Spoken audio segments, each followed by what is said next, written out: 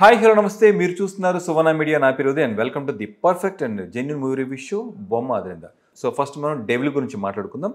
So devil ఏంటంటే మనకి hero హీరోయిన్లో చూసుకుంటే ఫస్ట్ కళ్యాణ్ రామ్ అండ్ అలాగే సంయుక్త అండ్ అలాగే మాలవిక నాయర్. సో తన గెస్ట్ పాత్రలు కాసేపు నటించినా కూడా సో హీరో హీరోయిన్లు వీళ్ళు. సో అభిషేక్ అనమాట సివిఏ దర్శకత్వం అంటే ప్రొడ్యూసర్ ఆయనే. మీకంతా తెలుసు అభిషేక్ గారు ఈ మధ్యకాలంలో చాలా పెద్ద పెద్ద మూవీస్ ఆయన చేయడం జరిగింది.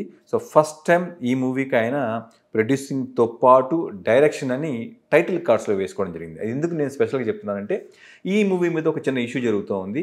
ఈ మూవీ షూటింగ్ జరిగినంతసేపు మనకి నవీన్ మేడారం అని చెప్పేసి డైరెక్టర్గా మనకంతా చాలామందికి తెలుసు. బట్ ఏమైనా తెలియదు, కొన్ని కారణాల వల్ల అకస్మాత్తుగా టైటిల్ కార్డ్స్లో ఆయన పేరు లేదు.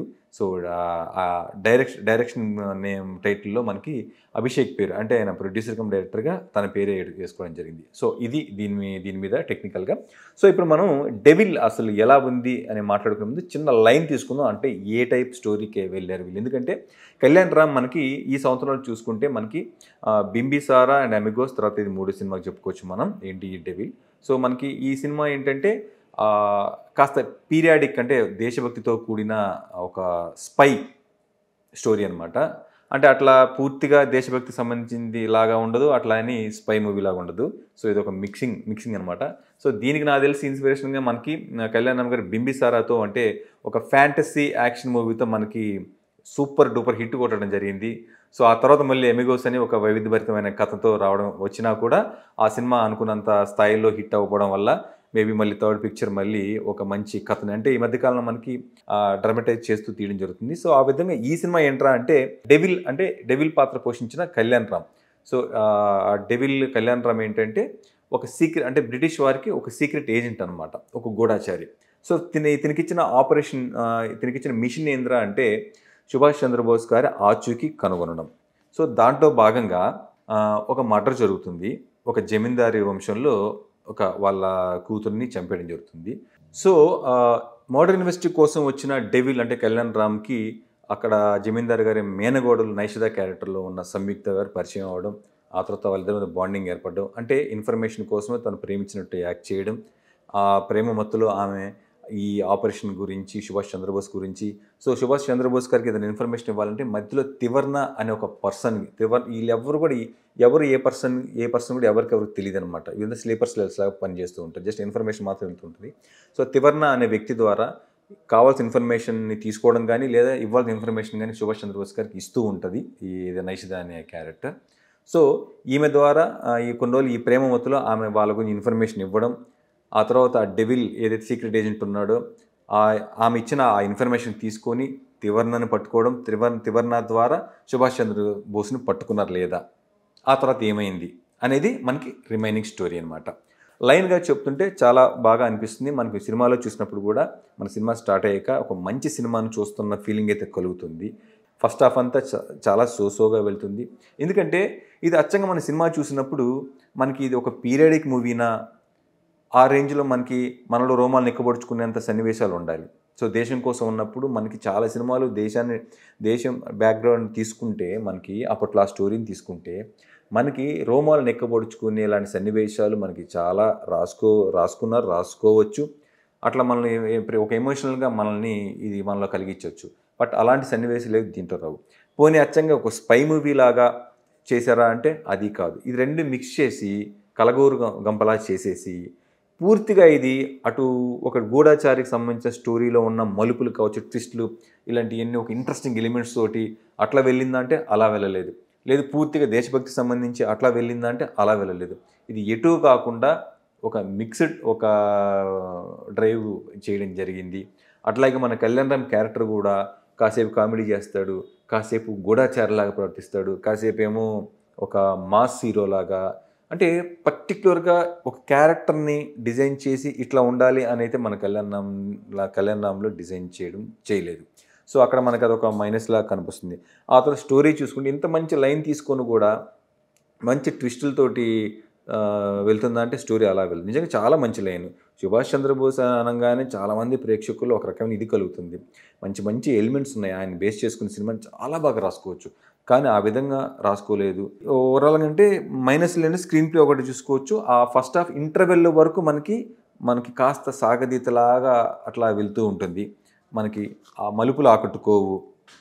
రెండిటికి సంబంధించిన ఏది కూడా కరెక్ట్గా అటు స్పై కాదు, ఇటు పీరియాడిక్ మూవీ కాదు. సో ఈ విధంగా ఒక కన్ఫ్యూజన్లో వెళ్తూ ఉంటుంది. ప్లస్ల పరంగా చూసుకుంటే మాత్రం మనకి ఇంటర్వెల్ బ్యాంగ్ అనేది దీంట్లో ఒక ప్లస్.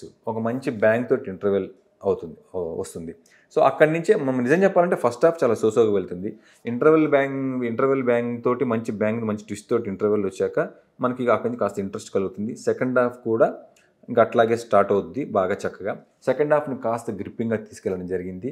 మనకి ఏదైతే అనుకున్నామో కాస్త ట్విస్టులు కానీ మలుపులు కానీ కాస్త ఇంట్రెస్టింగ్ ఎలిమెంట్స్ తోటి సెకండ్ హాఫ్లో మనకు అక్కడక్కడ కనబడుతుంది.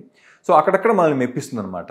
ముఖ్యంగా ఈ మూవీ కెమెరా గురించి చెప్పుకోవాలి, కాస్ట్యూమ్స్ గురించి చెప్పుకోవాలి, అండ్ అలాగే మనకి సెట్ ప్రాపర్టీస్ గురించి, సెట్స్ గురించి చెప్పుకోవాలి. ఎందుకంటే ఇది లైన్ ఏంటంటే మనకి 1940s 40s 35 30 ఈ ప్రాంతంలో జరిగే స్టోరీ కాబట్టి మనకి ఆ కాలంలో ఎలా ఉన్నాయి లొకేషన్స్ అచ్చంగా అలాగే చూపించారు. ఆ కాలంలో వేషధారణ ఎలా ఉండేది అచ్చంగా అలా కాస్ట్యూమ్స్ వేసుకోవడం జరిగింది. హెయిర్ స్టైల్ ఎలా ఉండేది ఇదంతా మనకి ఒక ఫ్రేమ్ పెడితే ఆ ఫ్రేమ్ అంతా కూడా మనకి ఆ పాతకాలంలో చూసిన ఇదే మనకు కనపడింది. సో అక్కడ వరకు వీళ్ళు ప్లస్ అదంతా ముఖ్యంగా మార్కులు వాళ్ళకి ఇచ్చేసేయాలి. కెమెరాకి ఇచ్చేయచ్చు, లొకేషన్స్కి ఇచ్చేయచ్చు, కాస్ట్యూమ్ డిజైనర్కి ఇచ్చేయచ్చు. అంటే పెర్ఫార్మెన్స్ బాగానే చేస్తుంది. కళ్యాణం ఎలాగో మనకు తెలిసి బాగానే చేస్తాడు కదా. డిజైనింగ్ బాగా చేయలేదు కానీ క్యారెక్టర్ని పెర్ఫార్మెన్స్ ఆయన ఉన్నంత పెర్ఫార్మెన్స్ అంటే డైరెక్షనే ప్రాబ్లం. డైరెక్షన్లోనే ఎక్కడో మనకి ఆ తేడా ఒక లోటు అనేది కనబడుతుంది. మాళవిక నాయర్ అతిథి అని కాదు కానీ ఒక ముఖ్యమైన పాత్ర, బట్ నిడివి తక్కువ ఉంటుంది. బట్ ఉన్నంతలో తను బాగా చేయడం జరిగింది. ఇంక రిమైనింగ్ అంటే పెద్ద చెప్పుకునే పాత్రలు ఏముండవు. అక్కడక్కడ ఉన్న వరకు ఆర్టిస్టుల వరకు బాగానే చేశారు. ఇది ఓవరాల్గా ఏంటంటే సినిమా ఏంటంటే ఒక మంచి లైన్ తీసుకున్నా కూడా సరైన స్క్రీన్ ప్లేతో వెళ్ళక, సరైన డిజైన్ చేసుకోక అట్లా వేగ్గా వెళ్ళిపోయినట్టు అనిపించింది. ఇంకా కొన్ని చెప్పాలంటే మనకి ఇది ఏ సినిమా ఒక మాస్ మూవీ అన్నట్టు కాసేపు మాస్ మూవీలా అంటే హీరో మళ్ళీ మనకి యాజ్ ఇట్ ఈజ్ మళ్ళీ మనకు ఒక 100 మందిని 50 మందిని అట్లా కొట్టాయి. అంటే హీరో డైనమిక్గా చూపించడం జరిగింది. డైనమిజం చూపిస్తారు.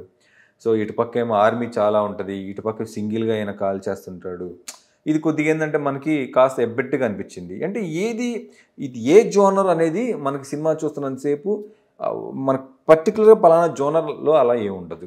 తీసుకుందేమో పీరియాడిక్ సినిమా బ్యాక్గ్రౌండ్ అనేది తీసుకున్నారు, ఒక గూఢాచారి బేస్డ్ చేసుకొని తీసుకున్నారు.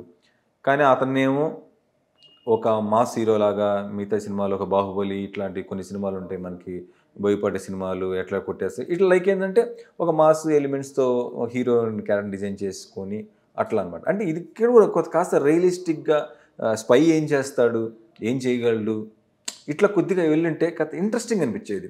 ఇంట్రెస్టింగ్ అనిపిస్తున్న మధ్యలో వీళ్ళు ఇట్లాంటి పెట్టేసి మళ్ళీ తేలిపెట్టేట్టు చేశారనమాట. సో ఇట్లా ఏంటంటే ఇక్కడ దర్శకత్వ లోపం అయితే బాగా కనపడింది. స్క్రీన్ ప్లే సరిగ్గా రాసుకోలేదు. అట్లా మేబీ ఆ ఇష్యూ ఏదో ఉంది. డైరెక్టర్ క్రియేటివ్ లేదు. డైరెక్టర్కి వీళ్ళకి ఏదో ప్రాబ్లం జరిగింది. దానివల్ల మిగతాదంతా ఇట్లా వెళ్ళిందా, లేదా ఆయన పక్కన పెట్టి ఈయనే డైరెక్షన్ చేశాడా, లేకపోతే ఆయనే మొత్తం ఆయన డైరెక్షన్ ఇలా ఉందా అనేది ఇక్కడ ఏదో పెద్ద లోపల ఏదో ఒక ప్రాబ్లం అయితే ఉంది. కాబట్టి మనం దాని ఇంతకు మించి మనకు సమాచారం ఏం లేదు. సో ఓవరాల్గా ఏంటంటే మనకి ఈ కళ్యాణ్ రామ్ డెవిల్ తోటి మనకి పూర్తిగా హిట్ అనలేం, అలాగే పూర్తిగా ఫ్లాప్ అనలేం. ఇది ఓకే, ఒక వన్ టైం వాచబుల్గా ఈ మూవీ అయితే మనకి నిలిచిపోతుంది. సో ఇది ఇవాళ మన బొమ్మాదిరిందాలో డెవిల్కి సంబంధించిన review. That's all for now. This is Uday signing off.